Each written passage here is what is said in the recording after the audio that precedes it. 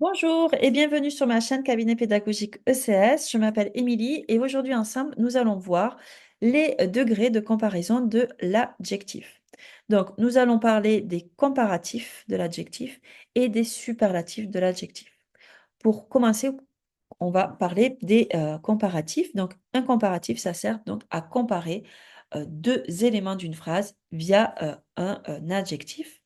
Par exemple, si je vous dis Léa est moins grande que Paul, moins grande que, on voit bien qu'on compare la taille de Léa à celle de Paul.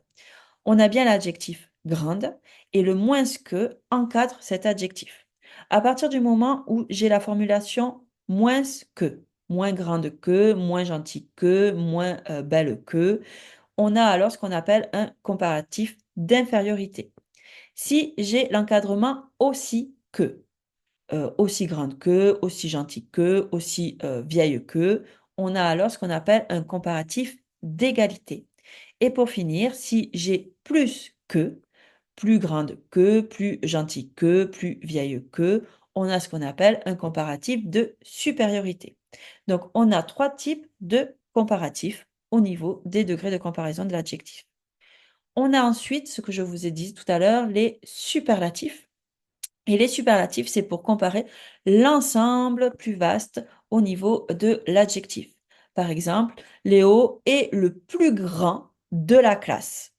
Le plus grand de est ce qu'on appelle un superlatif. Il faut pour ça donc avoir devant l'adjectif le plus, le moins, le mieux, etc., etc. Et derrière de quelque chose. Donc, si je vous reprends l'exemple de tout à l'heure, Léo est le plus grand de la classe. Le plus grand de la classe est ce qu'on appelle un superlatif de supériorité avec le plus. Si par contre je disais Léo est le moins grand de la classe, le moins est un superlatif d'infériorité. Donc à nouveau, on a deux types de superlatifs. Si vous avez des questions sur les comparatifs ou les superlatifs de l'adjectif, n'hésitez pas à me les laisser en commentaire. Vous pouvez me mettre un petit pouce sur ma vidéo, ça me fait toujours plaisir, et vous abonner à ma chaîne. Si vous avez envie de travailler sur une notion en particulier, vous pouvez aussi me laisser un commentaire. Et je vous dis à bientôt pour la prochaine vidéo.